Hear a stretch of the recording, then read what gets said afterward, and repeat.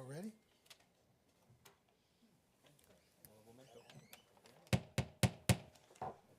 Good evening.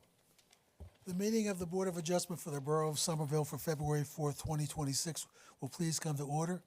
Adequate notice of this meeting as required by the Open Public Meeting Act has been that on January 21st, a copy of the notice specifying the date, time, and location was posted on the bulletin board outside of Borough Hall, given to the clerk administrator, mailed, faxed, or emailed to the Courier News, and placed on the Borough website.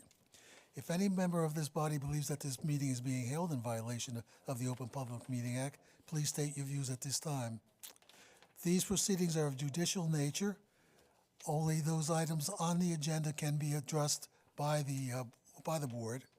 Only questions and comments related to the agenda items, and proper judicial decorum will be maintained. Next item, roll call, please. Chairman ordered there. Speak here. I don't know. It's on. His microphone. His mic could hear you. Do that. Better than me, I've tried. There we go. Thank you, Ed. Chairman ordered there. Here. Ed Alat. Here. Roberta Carpenitz is excused this evening. Morgan McLaughlin. Here. Rich O'Neill. Here. Brian Vidimski. Here. John Flores. Here. Eric Alvarez. Here. And Stuart Daniels is conflicted out this evening. Okay, all right. Next item, Pledge of Allegiance.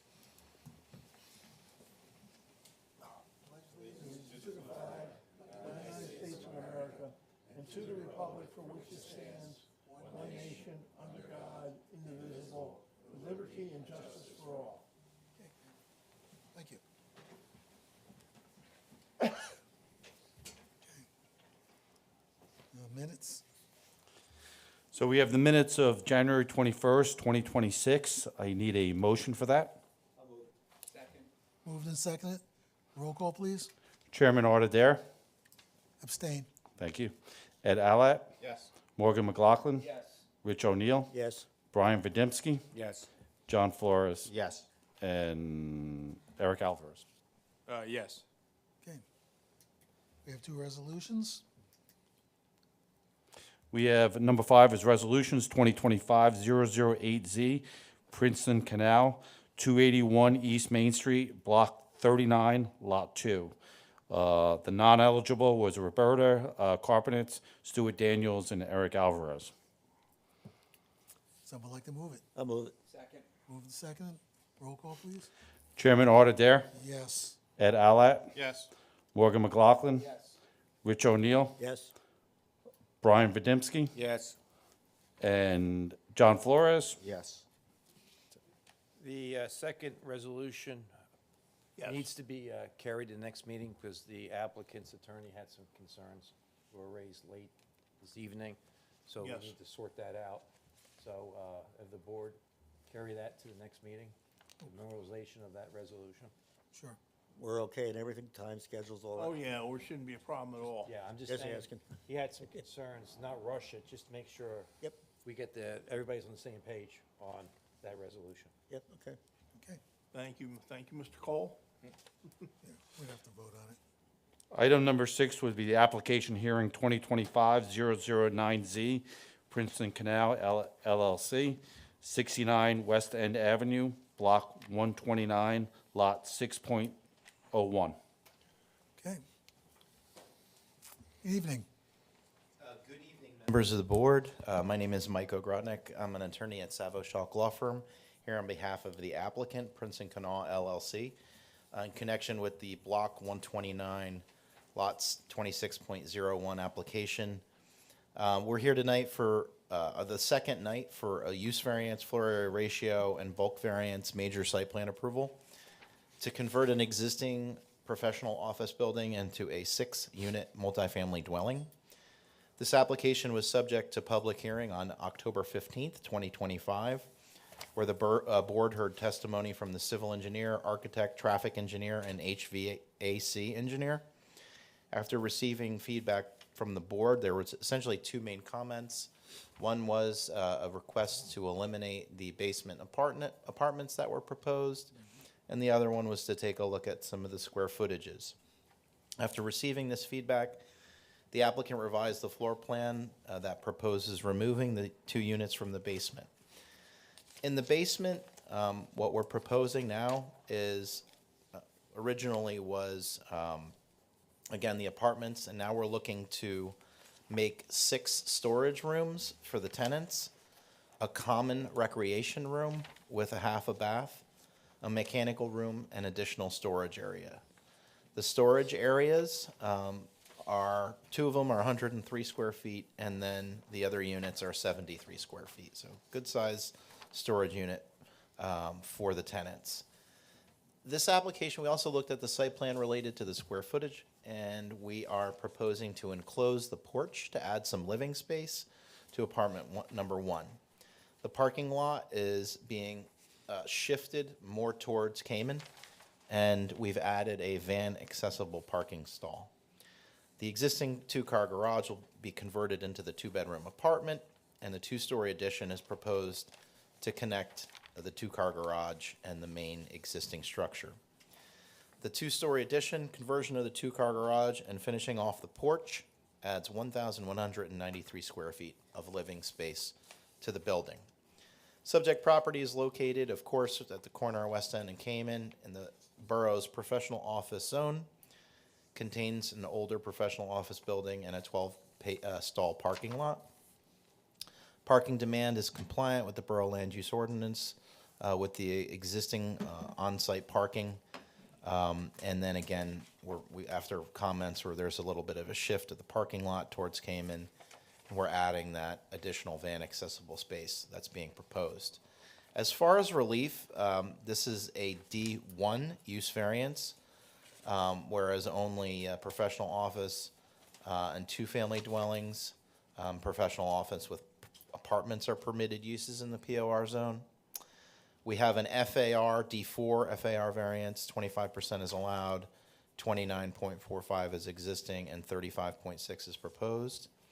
There's a variance for the side yard, 8 foot and 20 foot is required, and we're at 5.5 feet and 25.5. And then the improvement coverage, 50% is required, 59% is 59.5% is existing, and 66.43% is proposed. All of the variances, waivers, et cetera, are detailed in the engineering and planning reports prepared by Mr. Cole on October 10th and January 29th, 2026.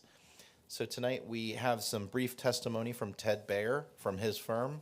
He's our civil engineer, just regarding some of the issues that we hashed out, I think, at several TRC meetings, as well as the last hearing related to stormwater management and the noise generated from the emergency generator and the HVAC equipment. That was the focus on some of the details in Mr. Cole's report.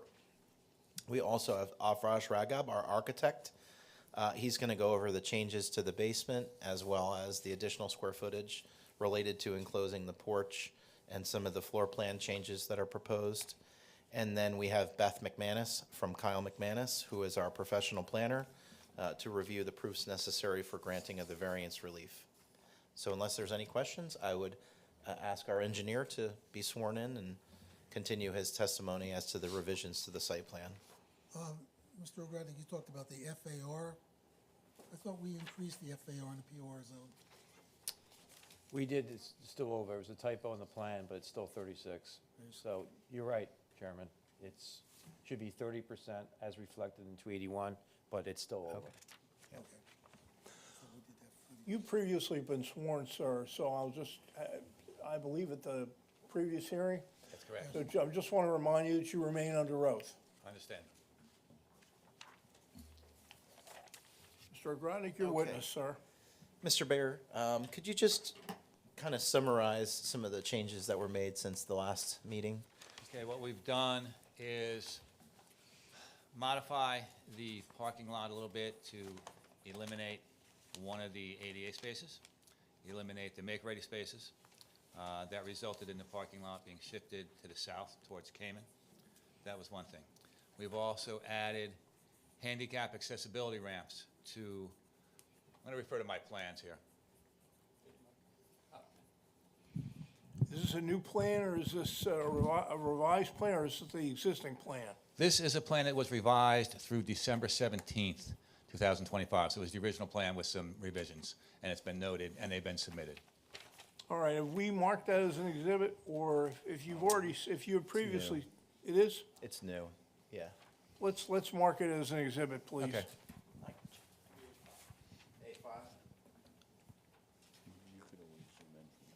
I just want us to touch all the bases. And A5 consists of 3 sheets. The title is Preliminary and Final Site Plan. Sheet 1 is the Utilities and Landscaping Plan. Sheet 2 is the Lighting Plan.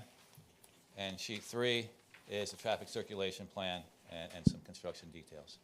So what we've done is, in order to provide accessible route from the ADA parking space, which is the one immediately south of the building, we've proposed an ADA access ramp. And one of them, actually 2 of them, one will run parallel with the driveway to the front of the building, a couple of landings so that the accessibility of the wheelchairs can turn, and into the front entrance. The other one also starts by the ADA spot and runs to the entrance to the rear apartments. And they are compliant with the requirements of the ADA. Again, the parking lot has shifted south a little bit towards Cayman Place. We've added some spot elevations to confirm, in accordance with Mr. Cole's request, that stormwater runoff from these parking spaces to the rear will get into the existing trench drain. So we've provided that. We've changed the landscaping. We've changed the dumpster location and the dumpster enclosure to comply with Mr. Cole's request.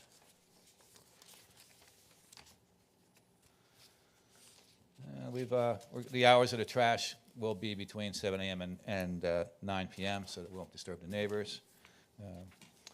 One thing we're talking about is the need for a make-ready space. And apparently the new code, there was an FAQ issued near the first of the year. And if you're not changing the number of parking spaces, the FAQ says that you're not required to have a make-ready space. So we got rid of the make-ready spaces that we had shown previously. So that's a change. Mr. Cole requested some other clarifications and notes to be added to the plan. For example, the shade tree out front along West End, we had proposed an Amer maple. We're proposing, we'll change that to a Eastern redbud, something that's more appropriate. And that's basically it. We haven't made a lot of changes on our end. Satisfied, Mike? Only the question is the sidewalk. I had a comment, I don't know if it's civil or the architect, the sidewalk from the building to West End, the connection. Right. That's where I was going, to be honest with you. Yeah. From an engineering standpoint, I can add a sidewalk from the landing at Right. the northeast corner of the building, parallel right next to the driveway, out to the sidewalk on West End Avenue. It would be a 3%, much less than 5%, which we make it a Right. ramp. So we can add that if the board would like that. That's from an engineering standpoint. I don't have a problem doing that and complying. And just so the board knows, that landing allows the sidewalk ADA all the way around the building, so all the tenants could get access. They could access from West End if they were coming in that way. So it's Using all a accessible. sidewalk all the way to West End for connection. Correct. Anybody from the board have any questions of the testimony given by Mr. Bear? I was just gonna mention the sidewalk. We're gonna make that a condition, I mean, Oh, yeah. Anyone from the audience have any questions of the testimony just given by Mr. Bear? I just wanted some clarification, the parking spaces, I think I mentioned, it may not go in, the furthest ones, the pushing of 20 feet towards Cayman, this would be the north section, let me think about that. North is No, towards the top of my plan. I'm sorry, it's the southern area of the parking lot. Are you catching that runoff from the spaces into that trench drain. Yes, from the spaces, we have Okay. spot shots on there, and they'll get into the trench drain. Great. Anyone else? So we're expanding the parking lot and we're eliminating the garage because we're including the garage as another unit. The garage is now a unit, yes. We're not expanding the parking lot, with the same number of spaces. Same number, but we're pushing, I thought you said. Yes, we are. We're sliding it to the south. And the reason for that is to accommodate the ADA ramps. One of them which goes to the unit just in front of where the garage is now. The other one extends all the way to the front of the building. If there was 4 units instead of 6 units, would the ADA still apply? I believe we would still need one ADA space. And Yes. my other question is, was there any thought, we've talked about this before, most of the applications that have been in front of us have cut access off to Cayman Place. I think we talked about the last time, and the issue is our driveway width in the front does not allow a sufficient width for vehicles to pass one way or the other. Again, also the trash access. We've shown a route of the trash truck, and the trash truck cannot get in and out through the same thing, so that's why we're continuing it on through. He'll exit onto Cayman. Anybody else? Yeah, I've got a question. The southern part of the parking lot, you're really encroaching in the residence on Cannon Place. Is there any screening? I mean, I'm looking at the headlights going out. I'm just wondering if that could be done better. We've proposed that the existing trees that are there on the west side of the parking lot, 7 of them will remain. On the east side, there's a storm sewer pipe that runs from our trench drain to a catch basin on Cayman. If we were to plant something in there, the roots would probably interfere with that. But I believe our traffic engineer testified the last time about the headlight glare. He may well have, but I'm still wondering about it. One of the problems that we noticed this week is piling snow. Yeah. You put a lot of plantings, you can't get the snow in the parking lot, it ends up taking up spaces, so it's probably gonna have a buffer back there for snow dumping, with the size of snow. If, excuse me, if the project was 4 units instead of 6 units, how many parking spots could you eliminate? I'd have to look at that. I haven't considered that at this point. 4. 4? Okay. That was on the architect's plan, so. Yeah, it's about 4.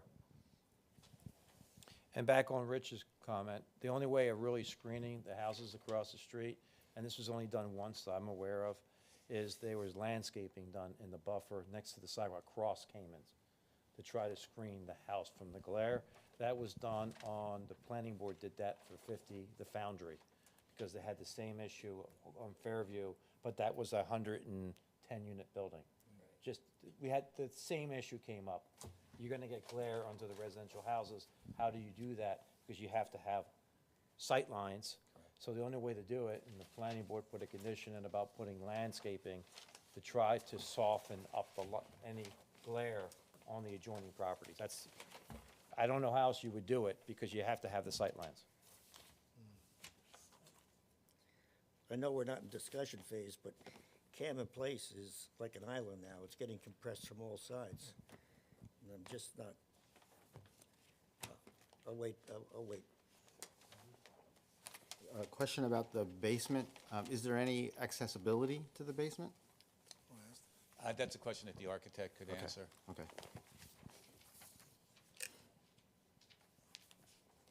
Anybody else? Okay. Is the generator sizing, is that the architect? Yes, on- yeah, Okay. the architect will talk to the generator side. Okay. Thank you, Mr. Mayor. Thank you. Our next witness is Ashraf Ragab from his firm here in Somerville. Good evening. Yes, I am.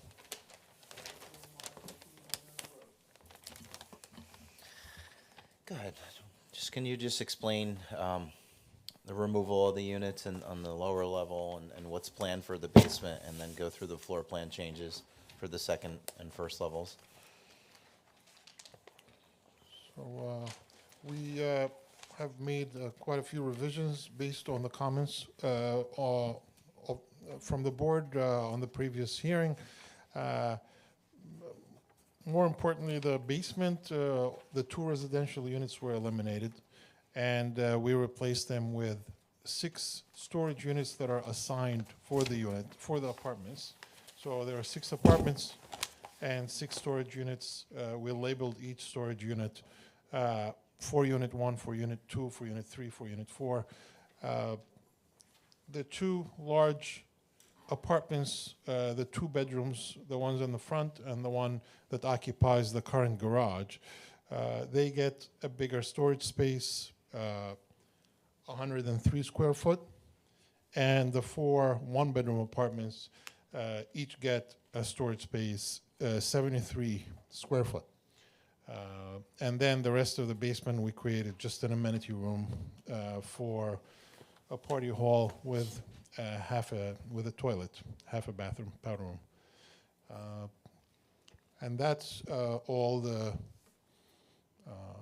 changes we did in the basement. Currently, the basement is not accessible. It doesn't have a ramp that goes down.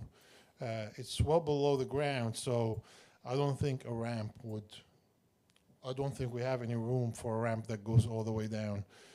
To the basement, the only thing we can do, if the board would like us to, is to go back to the wheelchair lift, which we had our fun with before.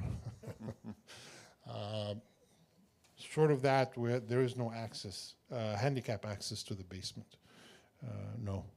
The first floor, we are proposing a front addition, taking over what was an open porch, enclosing it, and putting a second floor above it, and then shifting the front apartment down to enlarge the 4 one-bedroom apartments.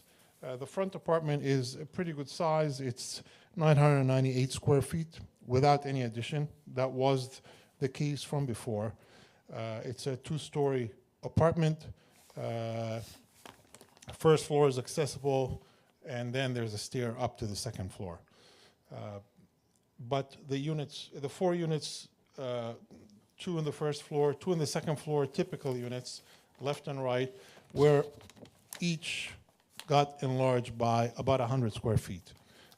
So it went from lower 600s to lower 700s. And with the addition of the storage space in the basement, we are around the number that was proposed for the redevelopment zone, the 800 square foot for a 1-bedroom apartment. The back apartment that occupies the current garage, there is no change there. It's still 2-bedroom, 2-story. First floor is accessible on grade, and the second floor is accessed with a staircase. And that's about it. We are proposing ramps. There's going to be quite a long ramp, around 60-foot ramp that goes up to the first floor. It starts in the parking lot, goes around the driveway, and then ends in the landing above the steps that goes up from grade to enter the building.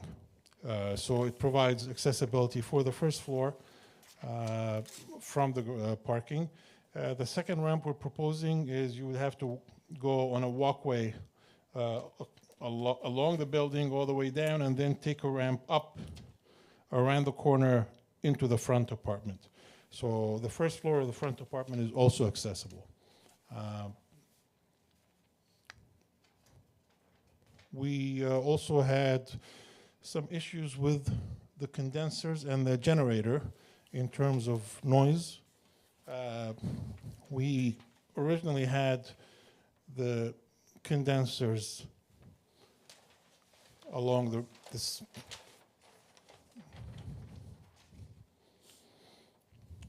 the northwest side of the building, next to the neighbors. We had 6 condensers here, and we also had the generator right here on the lawn. And all of them were a little too close to the property line, so we couldn't get the sound reduction down to the 50 decibel that's required by the sound ordinance.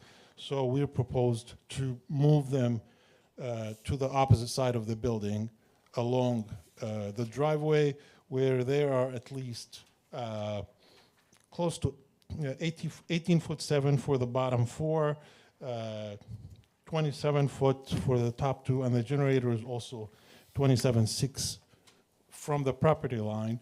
And with the sound reduction calculation, we were able to have the less than 50 decibel crossing over to the neighbor at any time. So we're in compliance with the sound ordinance of Somerville. I believe these are all the changes we made. We added the EV spot, and then because we had the 8 units, and then we removed it again when we dropped it to 6 units. So the parking now is the same number, 14 spots. That's good for 6 units. Any That's it. questions from the board to Mr. Raga? I have one question. So for the basement now, would you consider that like an S2 storage area? So it's like a mixed-use building now? It's an accessory use, so it's an accessory for the apartments. It's not meant as an independent use of storage.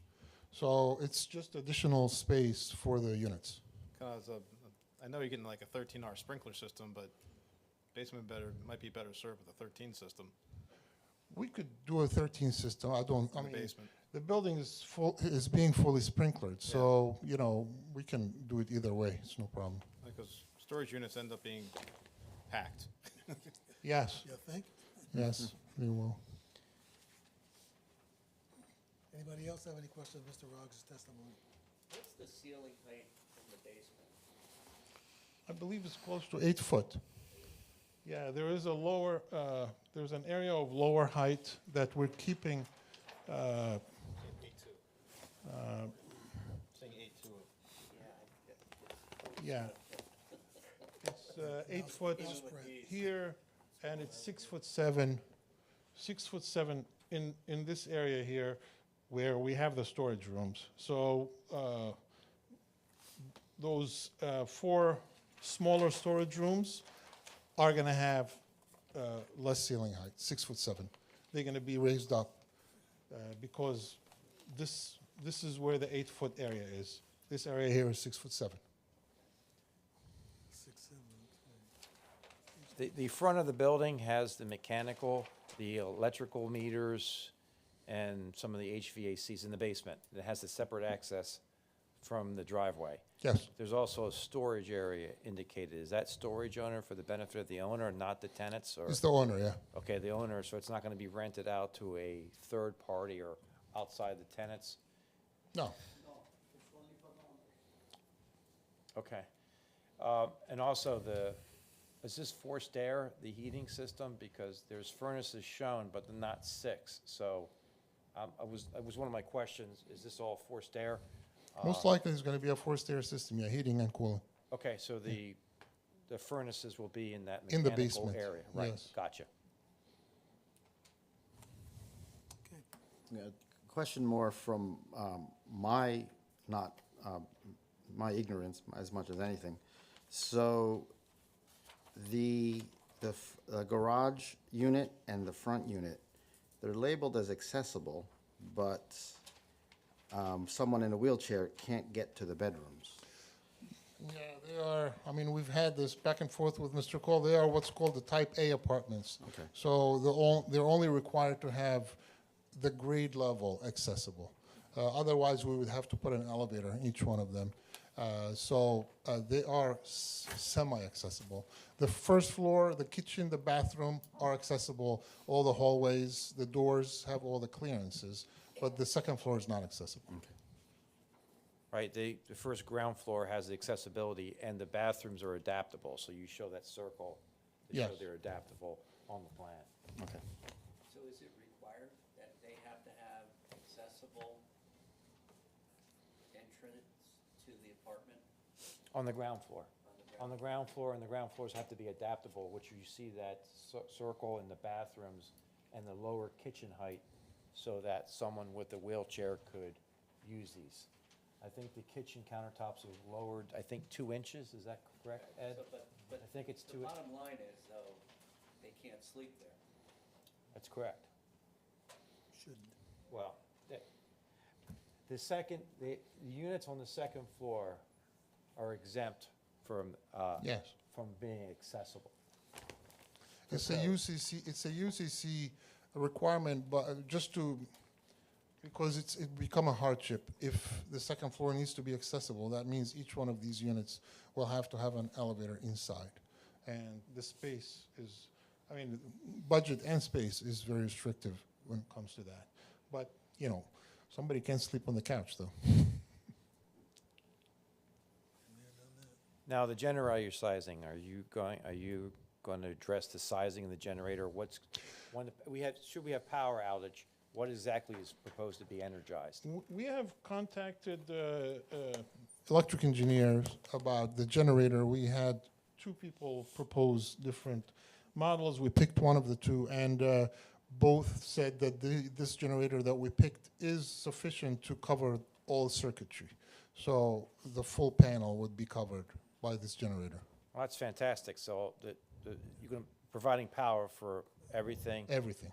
With the exception of maybe AC. I don't know if it, I mean, I'm I just thought so, throwing it but- out there. The AC is a big load. But it was sized for the Okay. full size. Yeah.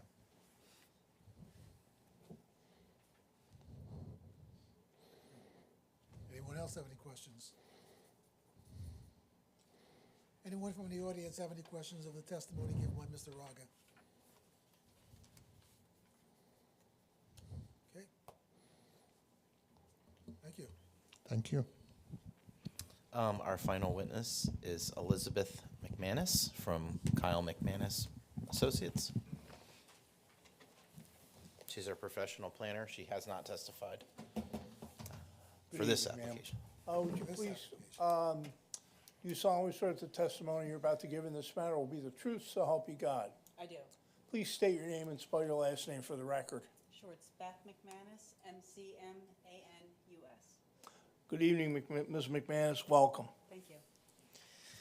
Beth, could you just give the board a little bit of your background? Ms. McManus is known to our board.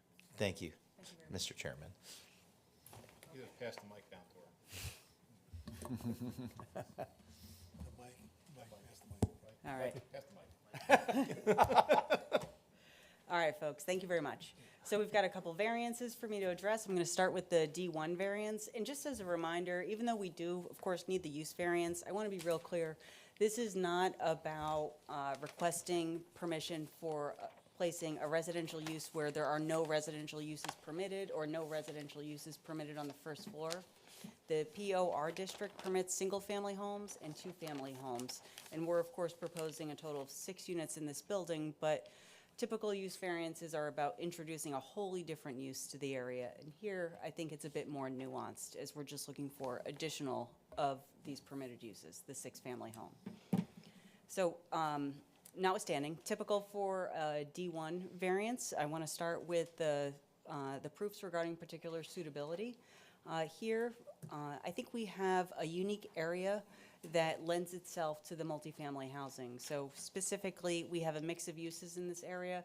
Sure, it's a mix of office and residential, but I think more specifically, what we have in this particular area are a number of office buildings immediately surrounding our site, across the street, across West End, as well as to the west of the property, and then to the east of the property, we actually have some residential uses.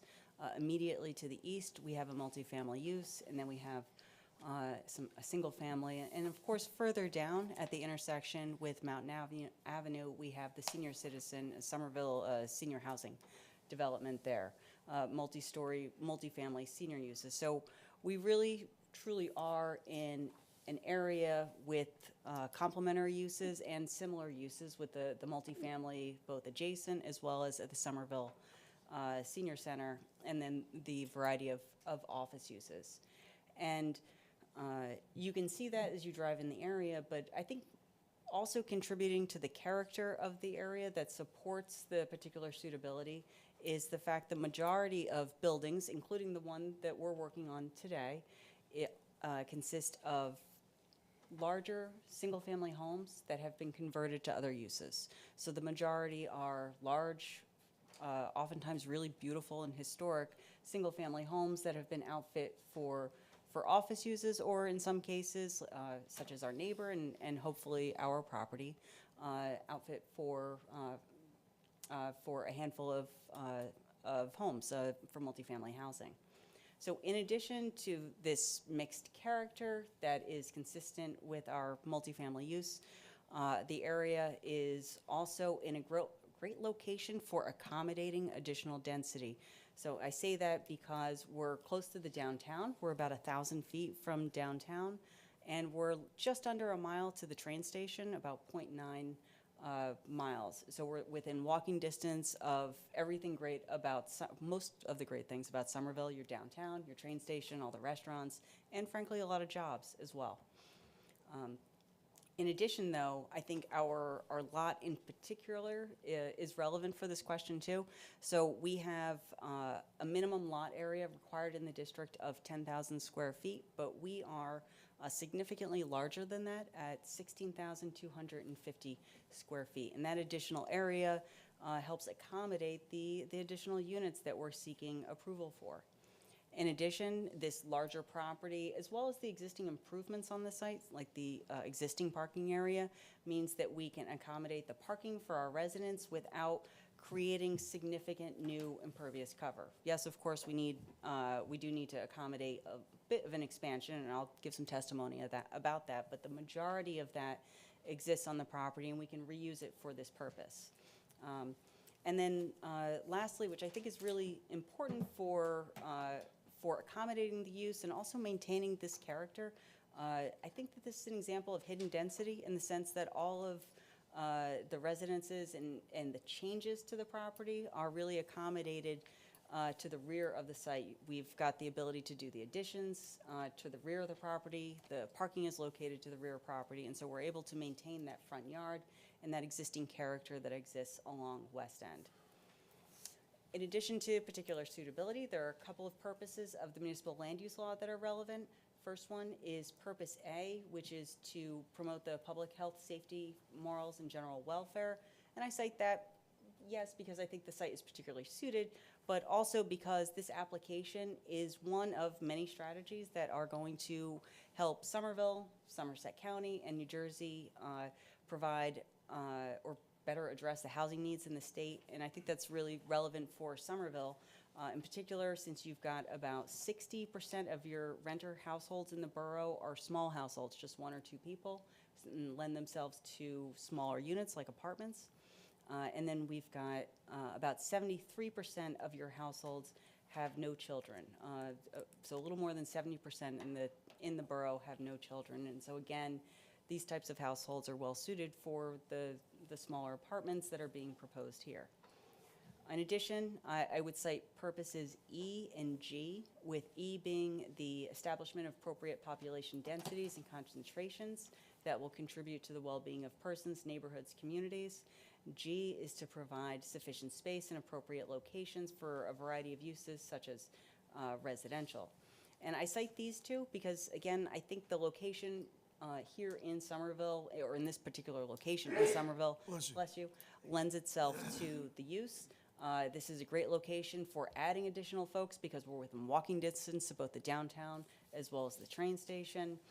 And we're able to accommodate these additional uses on the site in a way we're demonstrating the sufficient space on the property in the sense that we're able to accommodate the additional density really in a way that I think about with hidden density, in the sense that the building is not getting larger in a way that's evident from the street. We're not going well, from West End. We're not going up in height, we're not going out, we're not encroaching on the front yard setback. Instead, everything is contained within the building or towards the rear where our building additions are located.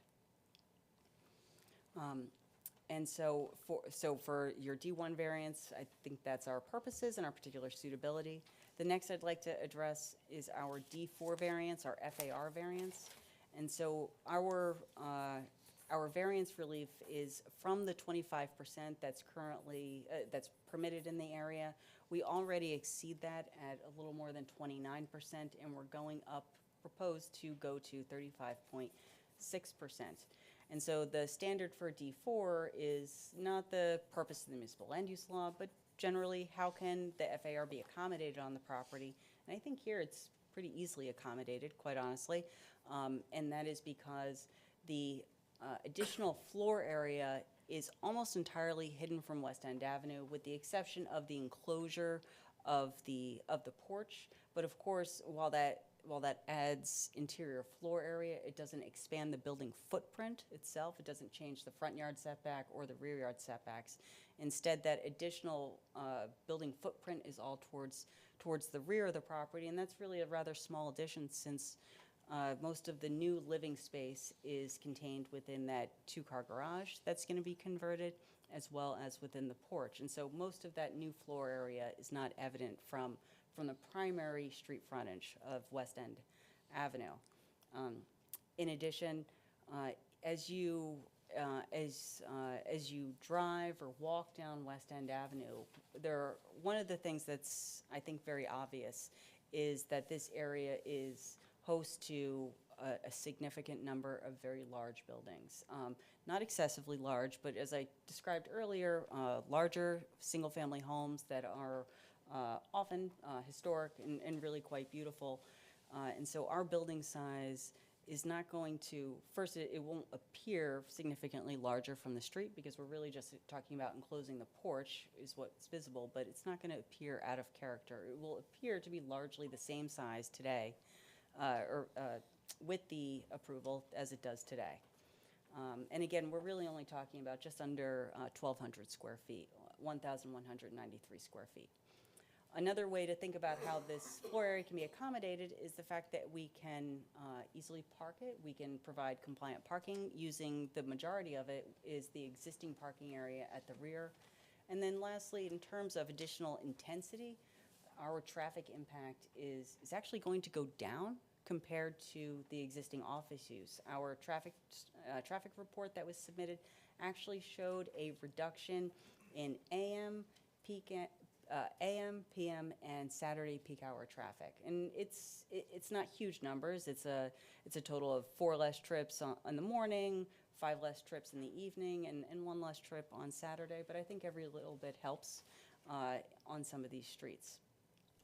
And so for those reasons, the parking, the ability to accommodate the floor area, the lack of traffic, actually the reduction in traffic, I think the board can find that the site can easily accommodate the additional 1,193 square feet.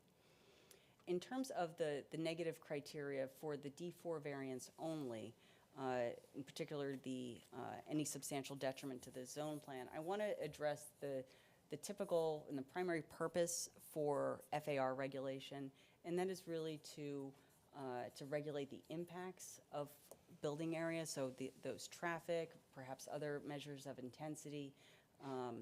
And again, so we have actually a reduction in the traffic on this property. FAR is also often regulated to address the building size, to make sure you don't have buildings that are really just outsized for the property. And again, here, I think that we're not creating a substantial detriment, because the majority of that floor area is going to be hidden from the street and will really be unknown by those that are passing by. Our next couple variances are C1 variances, and this is for these are existing condition variances. Parking space locations, that we have front yard parking technically along Cayman Avenue. And then we have an undersized parking setback of 4 feet as compared to 5 feet from the property line. And then we also have a 5.5-foot setback for the building, where 8 feet is required. I think all of these can easily be addressed as part of C1 criteria, with the exceptional situation being that these improvements exist. In order to be compliant, we would have to remove a portion of the building and remove a portion of the parking on the property that exists today and is proposed, would be used for any permitted use and is proposed to be used for our proposed residences. And so then the last couple of variances I'd like to address are the C2 variances, and the first one being for the maximum improvement coverage. Permitted is 50%. Today, we are at 59.5%, and we're proposing to go to 66.43%. And then the second variance is for a fence height in the front yard. We're looking for 6 feet along the front of Cayman Place, although it's actually along the eastern side yard, but within the front yard setback of that street. For the fence variance, for the 4 feet versus 6 feet, the 2 additional feet, I think the board can find in favor of that based on purpose I, which is to promote a desirable visual environment through creative development techniques. And I say that because this fence, which is proposed, will provide screening of the existing parking area, reducing the impact and headlight glare for the adjacent property. For the improvement cover, I would urge the board to think again about purpose A, which is to promote the public health, safety, morals, and general welfare, as well as purpose G, which is to provide sufficient space, appropriate locations for uses such as residential, et cetera. I cite these two because the additional impervious cover is related to a couple of unique improvements, in the sense that it's for our ADA walkway, for the provision of our dumpster and mechanical equipment on the property. All of these proposed accessory structures, first, they're necessary to accommodate almost any permitted use on the property, or if not necessary, but certainly helpful to accommodate any use. Dumpsters are typical for non-residential uses. I can imagine a permitted office use that could occupy this property needing a dumpster. The same thing for an ADA walkway to make sure that folks can more easily access the building, and upgraded mechanical equipment for perhaps for safety, but also for comfort on the property. And so these are, while our improvements are obviously in support or in service of our proposed multifamily use, they really are necessary to upgrade the property, to make it, to give it improved health and safety, particularly in terms of the ADA walkway, and in part the dumpster as well, and to just accommodate this residential use in a way that is appropriate given the area, and will have less impact on the adjacent uses. And I'm thinking largely in terms of the dumpster on the property as well, to make sure that all the waste is contained in one location. And so for those reasons, I think the board can find in favor of those two variances. For the negative criteria for the intent of the impervious cover, I do want to address that quickly. The intent is typically to limit environmental impact, and then to also address aesthetics. In terms of environmental impact, we're proposing to meet the stormwater management so much, or with an example being that we're going to capture runoff from the parking area towards the rear of the property. And so we are proposing to mitigate this impervious cover on the property. And in terms of aesthetics, again, all of these changes are located beyond the front yard setback of West End, and will have limited visual impact on the area. We do also have a couple of exceptions where we need relief for the dumpster, but I think that was actually done at the request of the board, and just will really help us be a better neighbor to our adjacent uses. And we're also looking for relief for not having a sidewalk along Cayman Avenue. That's an existing condition, and to be honest, it helps us keep the impervious cover down. So in terms of negative criteria for the application as a whole, as well as specifically for the D1 variance, the first prong I'm going to address is whether there's any substantial detriment to the public good, and certainly I would say no, in the sense that we're not disrupting the character of this area. We're retaining the existing building.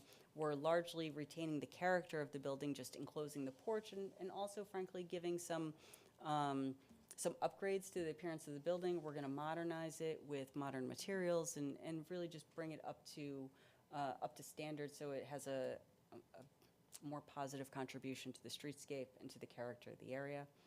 We're able to do all of this in a way that has very minimal visibility to West End Avenue, as well as to Cayman Place. We do have those existing trees and shrubs in the rear.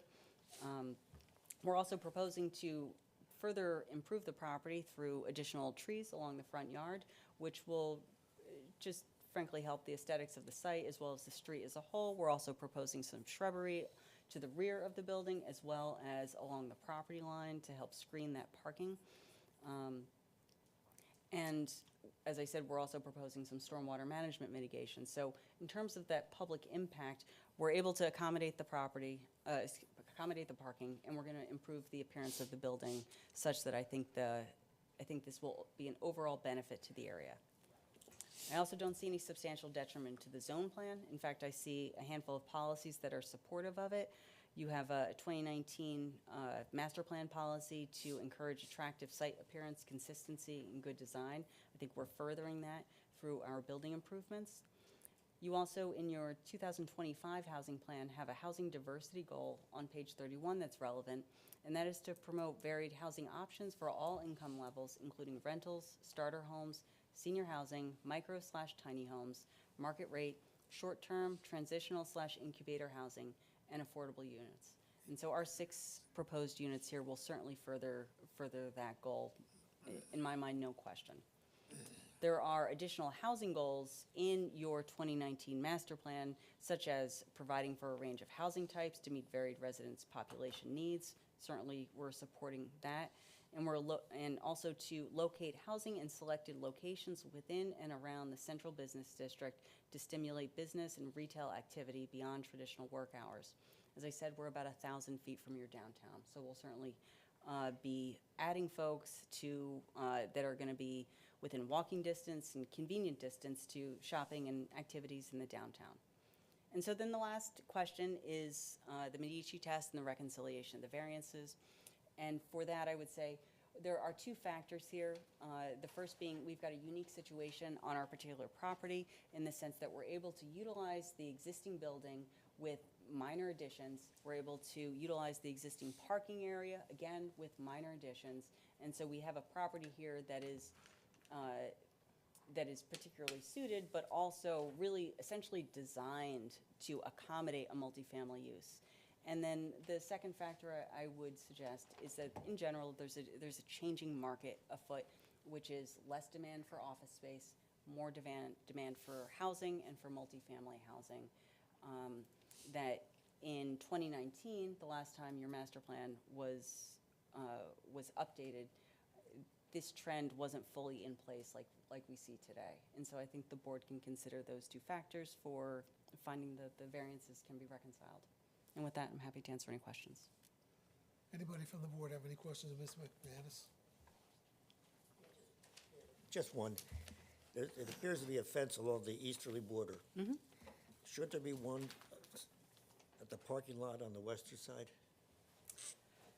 So what I would, while the parking spaces are configured in a similar way, I think the distinction here is that we have a residential use to the east side. That's our multifamily neighbor, but to the west is an office use. And so while the parking configuration is the same, the impact I think will be very different. I frankly worry a lot less about those office tenants dealing with headlights as they may be coming and going as I do the multifamily folks that might be perhaps going to their cars, but also otherwise enjoying the rear of the property. I wasn't really concerned about the office. I was concerned about the neighbors on Cannon Place.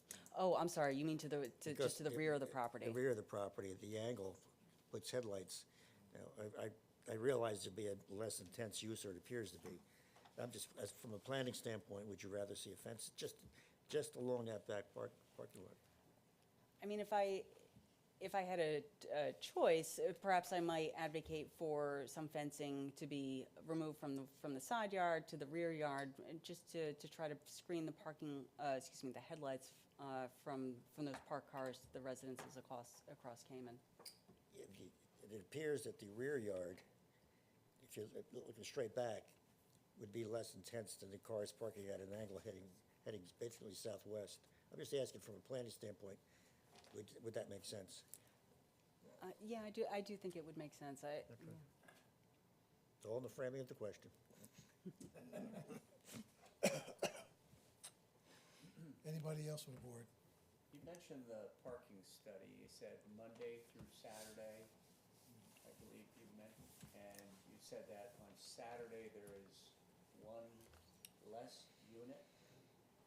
One less trip total. So it's one less trip in, no change going out, and so the net result of the Saturday peak hours, one less trip.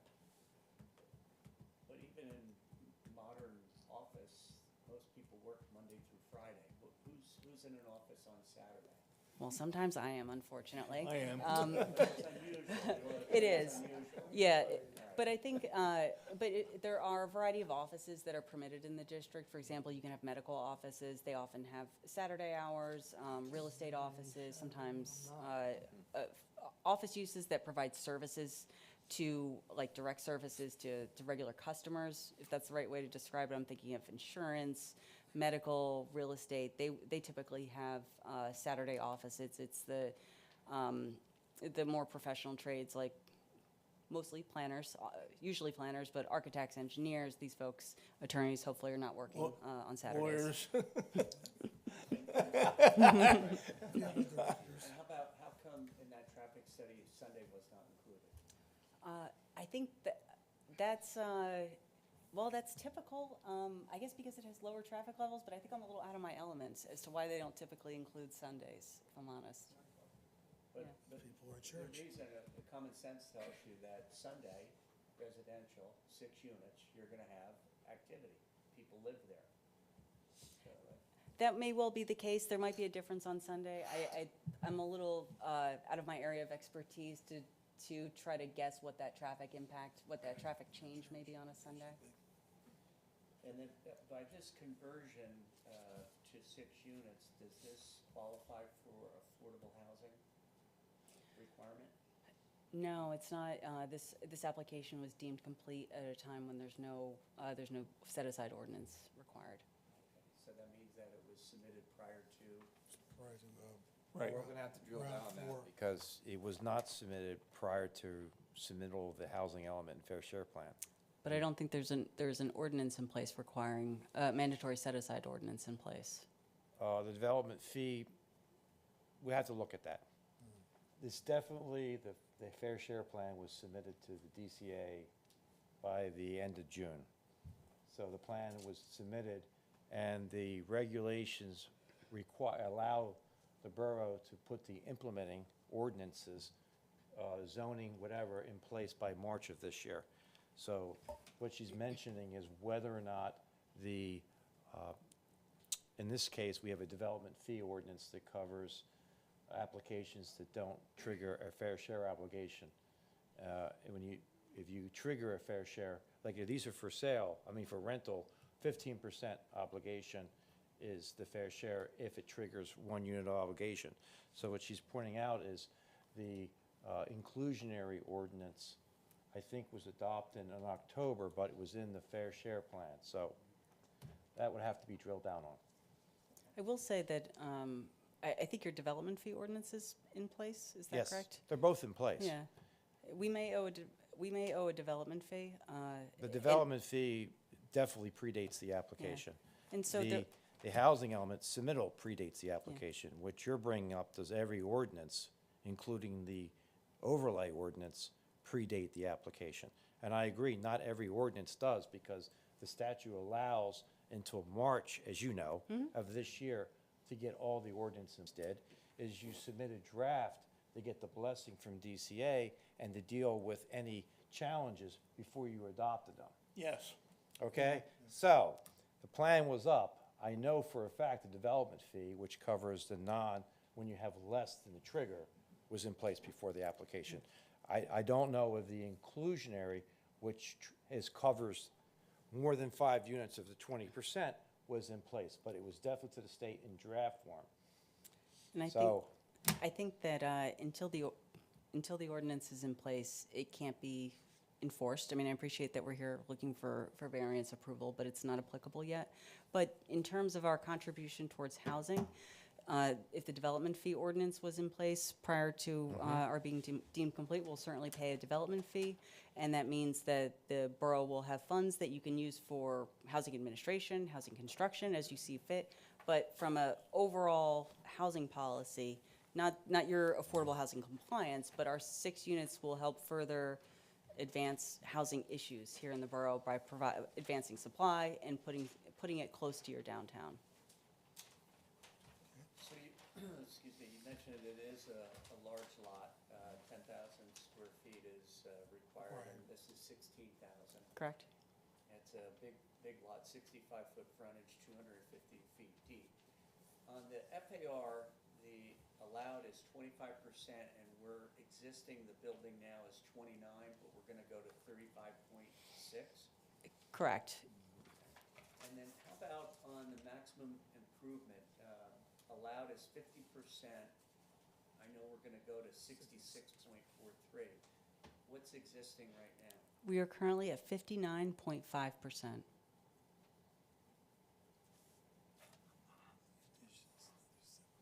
you. Anyone else have any questions? Anyone from the audience have any questions of the testimony just given? Okay. Anyone from the audience have any comments? Okay. Thank you, Mr. Thanks, McMahon. Ben. Thank you. Manis.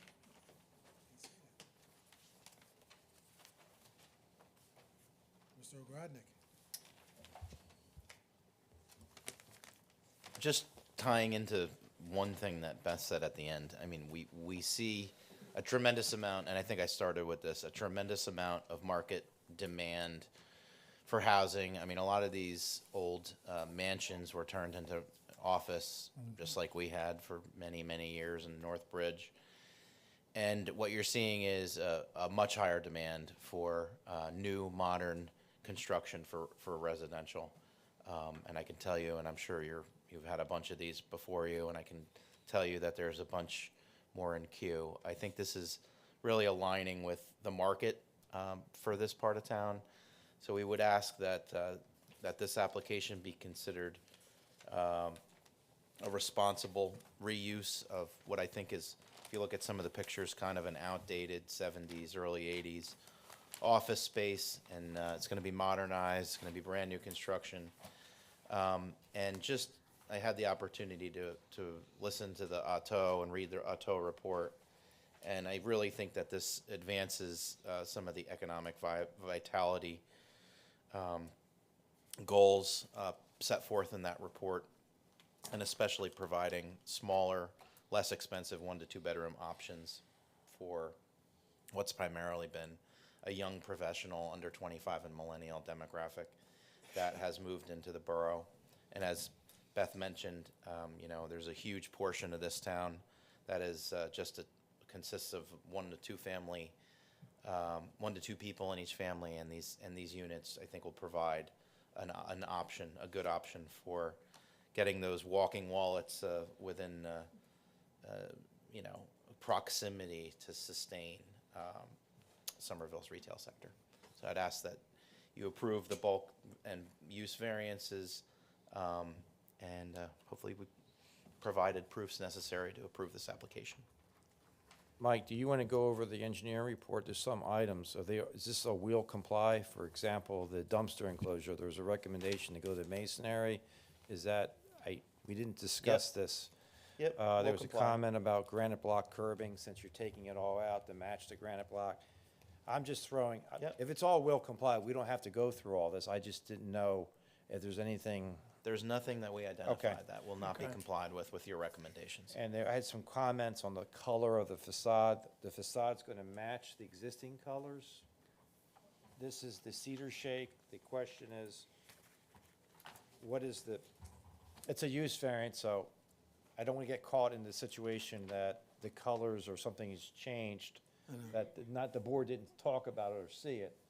I thought the colors were going to match what the existing cedar shake color was. Is that not the case? I will, That's right. here, can you grab the mic? Yeah. Yes, and we have not changed them. So these are still going to be the proposed colors for the That's what building. you filed with the application. No, Yeah. we don't have that with the application. Oh, no, I thought we did. That's an exhibit, but it's not an application. Those photos are not in the file. It was part of the October hearing. It's exhibit, but I'm Yeah. saying it's not, I agree it's an exhibit. We don't Yeah. have the color renderings in the file. All right, We no, can that's submit fine. That That's what clarifies it. I'm saying. We The can exhibits are submit them, great, yeah. but, It's been part of the record. so the addition will be matching the colors for that facade.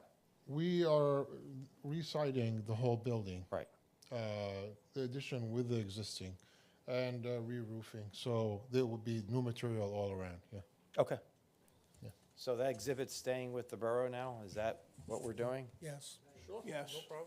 Okay. No, they should remain with us. We'll mark it.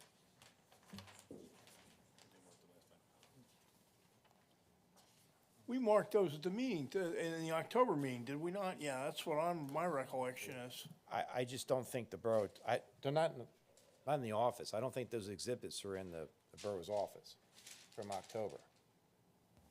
We'll send you electronic copies as well. All right, that would be fine. Thank you, Mr. Ogrodnik. Anybody from the audience have any comments on the application or the testimony given?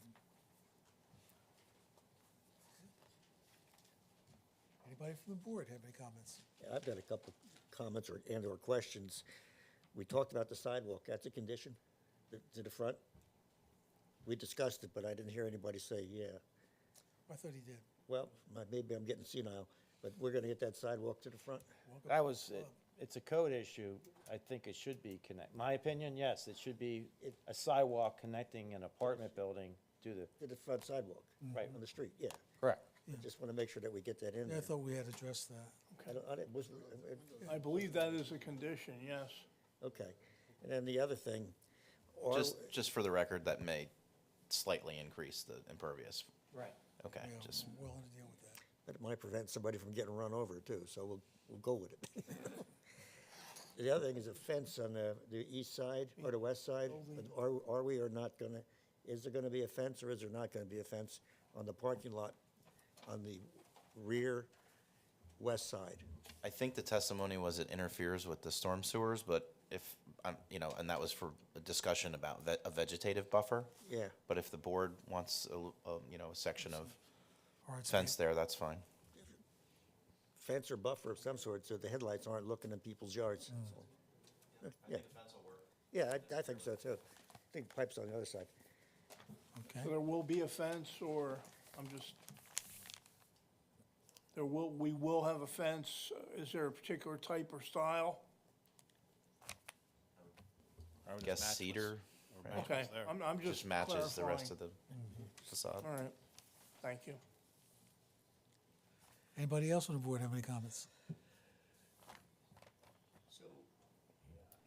Go. I like the idea of the conversion. I think that it's the smart way to go. I like the idea of the storage units. The issue that I do have is the intensity of the 6 units versus 4 units. You're taking a 2-car garage and turning it into an apartment where we could use that for parking. And storage. The FAR, we're increasing that again, we're increasing the maximum improvement coverage there. I'm against the conversion for 6 units. Anybody else on the board? Hearing none? Well, Okay, go, just go. waiting to see. Well, I'm uncomfortable with the density. I like the concept, but I am uncomfortable with the density, and I think Morgan hit the nail right on the head. Without the garage, you bring the parking lot away from Cameron Place, make a little bit more space, and I think it might be a better plan, but I don't think they can get the ramp in there. I think I that, don't I think the ramp is what's gonna keep those spaces where they're at. Well, keeping the Right, spaces, but the that number doesn't- of spaces would decrease by 4. Right, but it's still gonna push it back.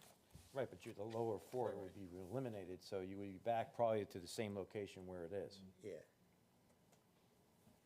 Yeah, I understand where you're coming from, Morgan. I agree. I think it's a neat idea to turn this into apartments. I think it's very much needed in the borough.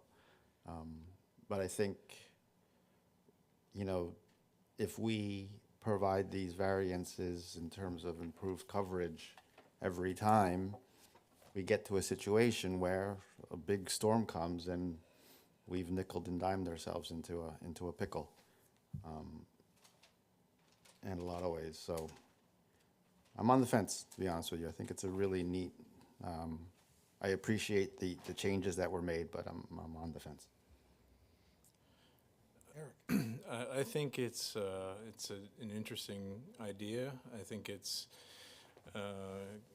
good use for the most part. The intensity does come into play, particularly with the exit onto Cayman, which is a no outlet street.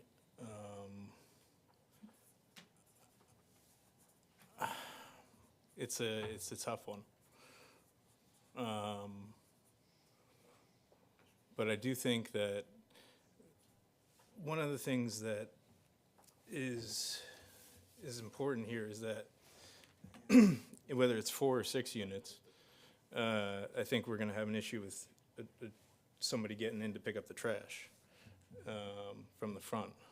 So I'm not sure that a reduction from 6 to 4 will do much.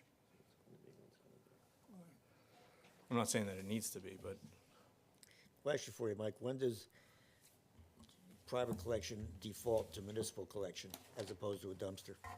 What's the numbers? There really isn't one. Okay, it's subjective.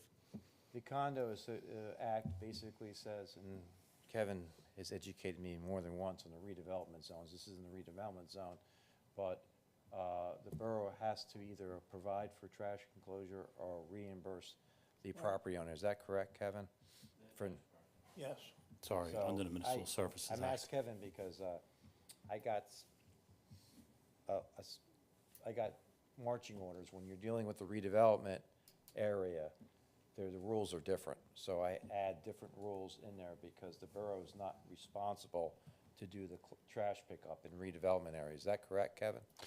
Yeah, because they don't pay full taxation, so they're not considered a qualified community in a redevelopment.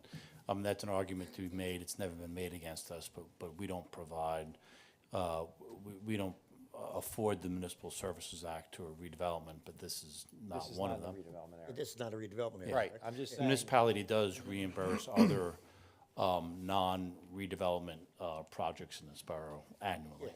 On typical 2-family, 3-families, it's curbside pickup. Yeah. You drag them up to the street like anyone else does. To answer your question, Rich. Didn't about- really answer. Well, the answer is the borough's responsible because it's not in a redevelopment area. Typically, Okay. it's curbside pickup. Yeah. But when you start looking at these numbers, a dumpster usually is used because of the issue of dragging 6, 8, Yeah. 10 units Yeah, to I the get it. street. I just need to understand. Right. Okay, would someone like to move to close the public portion of this application? They're talking over here. Second? Move in second, all in favor? Aye. Okay, board. What's your pleasure? Before you do that, Chairman, I just want to mark on the record that Brian Vidimski left prior to the hearing. Right. Right, because I know Stuart Daniels had a conflict, but so did Brian on this particular application. What's your pleasure, board? We've talked about it. And maybe we're beating a dead horse.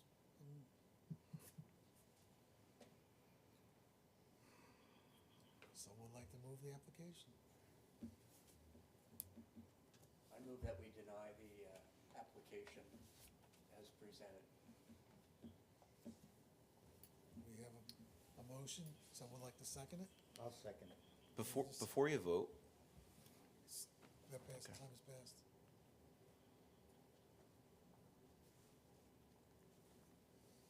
moved and seconded. Any further discussion, board?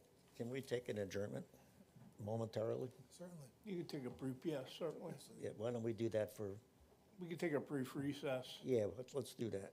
Go off the record.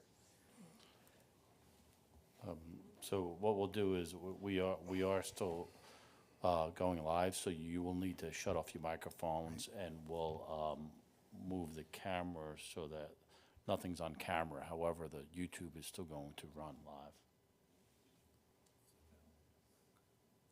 I think we can do that.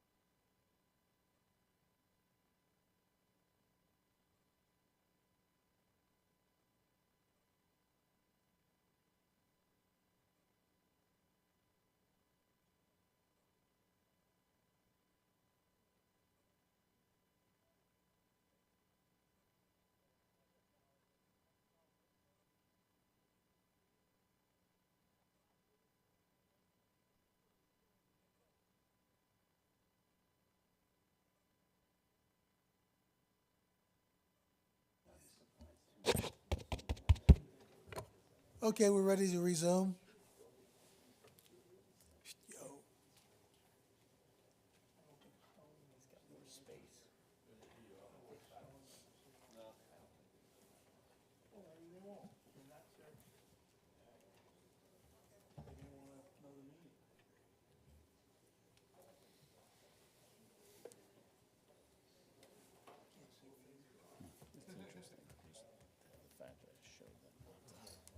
Mr. Rodnick, we're going to violate protocol and let you say what you wanted to say. Sure. Before he does, I will withdraw my motion. So, yeah, we hear you guys, and we're just had a discussion about that garage, and maybe it makes sense to eliminate it. Maybe it makes sense to tear that garage down altogether if it's not going to be utilized. but I think we need to request an adjournment to look at some alternative design changes to both reduce the impervious and to reduce the density with the unit count. And then that'll eliminate our COA issue if we get down to 5. So I think the intent here is to redesign the project to do either leave the garage as storage or eliminate it altogether, reduce some of the impervious surface for the parking area by, you know, it's always a balance, right? We want parking because we know the parking's been an issue in town. So we would request an adjournment to revise the plans related to the comments received by the board. Yeah, but- Mr. O'Grady, I'm Go ahead, sorry. go ahead, Cliff. Mr. O'Grady, if you're going to request additional time, I just want to ask the usual, will you grant an extension? Sure, of course. Okay. Yeah.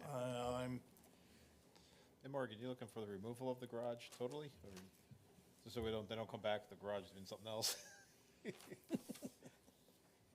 One of the things that the town is missing is covered parking. Okay. And the garages can be very valuable. And a lot of people are looking for that. If you look at some of the designs that are now coming in, these modern apartment buildings are giving covered parking. yep. Yeah, it conflicts with the handicap ramp currently, but we're gonna have to take a look at the design. Yeah, we have surrounded the building with walkways and ramps, so Yeah. we would have to completely Rethink it, yeah. Well, you went to school for that, right? Don't mind him, he's old. Yes, we do. You make a- No, we're gonna carry this. Yeah, we'll need a waiver of the time to act. And Of course. of I know, course, no, yeah. I know. I just want to make sure that it's on the record, so you'll provide a letter and take the appropriate action. Certainly. We just Okay, I ask that don't it wanna be, just have a situation where we're talking about it. I've had too many of those where we're talking about a default approval. Mike, make it for like 6 months. I don't want the drama of, okay, I Yeah, would just not say again, that not again. I've we noticed this can't- application 3 times, so could we just carry it to a date certain, and if it's not ready, carry it again? Because I've, Far out. yeah, we don't have a date, do we? I know, but we can put a place marker, and then if it's not that night, you can adjourn it to another date. Well, it's gonna be a minimum of 2 months out. Okay. So, Yeah, so, You will need to notice again, I think realistically, if we're going to be that many months out, which makes sense. I mean, one way or another. It's good for both sides. you gotta tell my secretary then. that she has to I know, notice, I right? know, For a I fourth time. understand. I understand. I mean no trouble, but I mean, I'm trying to be All right, careful here. no problem. Thank you, guys. Appreciate your time. So we will be carrying this application for an undetermined amount of time, about 6 months at least. Okay. Adjourned without date. Okay, is there any other business to come before the board? Yes, there is. I spoke with Mr. Saluka last week. Stu had asked about the placard saying this vehicle's on official business for the Borough of Somerville when you're out making an on-site inspection. So if you could get your model number and your license plate number to Mr. Saluka, he can get that, get the placards to the board members. That apply to bicycles? Yeah. I bought gotta some wear for it on my your back. grandchildren. Have to read. My grandchildren have Any their vehicle, name on it. any pedal cycle or anything, actually, the law does apply to that. Yeah, they changed the law for electric twice now. The other thing is, somebody, I don't know, if it That, was- that door Hoboken. needs to stay open. I don't know if it was Cliff or Kevin, gave us a thing, basically a primer on how to conduct an on-site inspection. Kevin's looking for it now, or we talked about it last week, and once we do that, you'll have your walking papers on how to conduct an on-site inspection. Because I know I've done a couple, and the one thing I can tell you, don't really engage in communication with the neighbors, because it could be held against you. And that's about all I have, Just have 2 questions. yes. Mike, can you fill us in on 121 South Bridge? Thank you. You're welcome. 122 South Bridge, 121, sorry, South Bridge. The board, it was called the Fatos application. The board approved it in 18.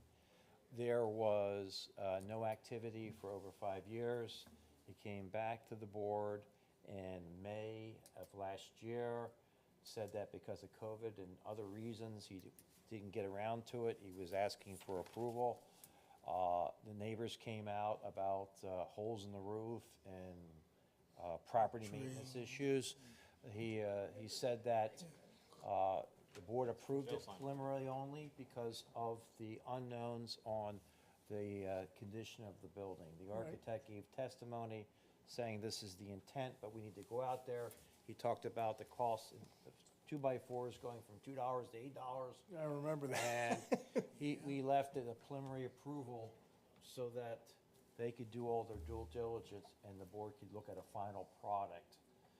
Subsequent to that preliminary approval, I'm gonna say it was May of last year, the applicant sold the property. So we have and there was just a meeting today with the new owners who are not aware of any of the approvals at all. Shame on them. They thought they could just go to get a shovel ready, essentially. They can go, and they actually applied for zoning permits and to get construction permits. And we just met with them today with the same architect to go over the resolution of approval and all the steps that are required before the board goes back to final. And there was the discussion today, as many of you know, the first floor has fallen into the basement. Literally. Oh, my goodness. Okay, there's holes. The building hasn't been occupied at least since 10 or 8. Thank you, Ed, for bringing this up. Oh, you know. Thank you. I drive by it twice. So I threw out, is it better to tear it down and rebuild it as opposed to trying to rebuild when it's all mold and it's nothing there? The architect, similar to the testimony given in May, said he's reaching out to the fire marshal and to get the inspection, to get into the building, so he can get approval to go into this unsafe structure, to he can do his analysis on whether the building should be torn down and rebuilt. I reiterated that his testimony was that way, and if he's gonna redo it and meet the dimensions and the aesthetics the board had seen, that come up with a plan, a concept. I'm not gonna say, it's not a concept application. It's a concept saying, we don't think that it's viable to redo this as opposed to a new structure. I said I would pass it out to the board to see if this meets the intent of the preliminary approval. Same square footage, same everything, just a new structure as opposed to trying to rehab something that's so far gone. So he is going to look into that and get back to the board, essentially. We've done that before. Remember the corner of Cliff and Ross? There was a house right on the southwest Yeah. corner. Yeah. And that was, they're gonna save one brick, so they didn't need a Right. variance. Now, it's hard to give the architect a hard time because he was just not authorized. So it's not like he was sitting on his hands. He just was never authorized the doing of the work that the testimony that the board saw. So I thank the board for a preliminary approval because now we can see what's going to happen. The board anticipated that this might change because you're dealing with a dilapidated structure that you haven't got in. What you heard might not be what actually needs to be done, and that was the reason for the final approval, so the board actually saw what was going to come out of all the due diligence. How surprised was the new owner to hear this? It wasn't a pleasant conversation. It wasn't pleasant because I took the approach, I went through all the soft costs, the connection fees, everything this board knows. And I said, you have the soft costs, and then you have the construction costs. You have to construct the parking lot and the stormwater. I said, before you're proceeding forward, maybe you have the budget for all this. I'd hate to see you go and get a final approval and never proceed forward. I said, the borough wants the property put back. It doesn't do anything productive to get approval to sit around for 3 more million years because it's not financially viable. Right. I said, it's not no one wants to see this property sit there forever. I went over and discussed how the neighbors came out about the property maintenance and buzzards, and I said to them that the Board of Adjustment does not have enforcement. That's the property maintenance side. And I said, the borough is working with you because you have an approval, but yet you're looking at the property, you could argue is a public safety issue. Fence it up, do all the stuff, but the point has always been, and this board echoes it, why spend all this money just to tear it down? Just get on with it. So I reiterated the position that the borough, I think, has been very lenient about allowing this because the charge was they're going to be fixing it, moving forward in a timely fashion, as everyone heard the testimony was. So right now, it's basically, I don't know where it is. The architect brought the new applicant in. Thank you, Ed. This is just needs to be discussed thoroughly. And I don't know what's going to happen, but the zoning officer was there, and I said, the residents are not happy. At some point, this becomes a property maintenance violation. At some point, someone's going to say this is a public hazard. Because it becomes a dangerous condition. Okay, so Well, that tree Becomes is a still a hazard. liability issue. some of the 2 trees were taken down, for what I can gather, and Yeah. Rich, and nothing else was done. Nothing else was done. So I have frustration because this board has seen the application twice, and we appear to be in no man's land with a building that's dilapidated, sitting there, that some would argue is an attractive nuisance. We call it granites too, Rich. So I expect that we're going to see some activity. If we don't see any activity, at some point, it's a property maintenance issue. What's the second one? 200, 204 East Main. 200, 204 East Gaston, Main. South Gaston and Main. Thank you. That is the Deutsch approval that this board approved a number of years ago for an 8-unit apartment. Oh, Ed, Brownstones. it's wonderful. We haven't had any, the developer has come in. 8 or 12? I thought it was 12. I think it's 12. I think it's 12 too. I think you're right. I think it's 12. This is the surface parking lot. We're going to consolidate the 2 housing. This is the one that's the old drive-through bank that's going to be demolished, one with the corner lot consolidation. The developer came in and we're slowly going through compliance, it's not ready yet. They haven't paid the connection fees. They're working towards it. It's, at some point, we get in that gray area about the approvals for 2 years. It's been a lot of 2 years, but typically, the policy's been if they're working towards it, we don't raise the issue as long as they're working towards it to try to get a shovel on the ground. And so, There's a dumpster out there. Working towards it. working towards it, Is Deutsch gonna do it himself, or did he sell it?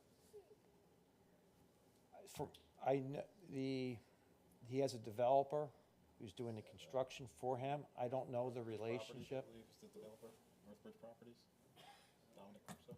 Yes, that's correct.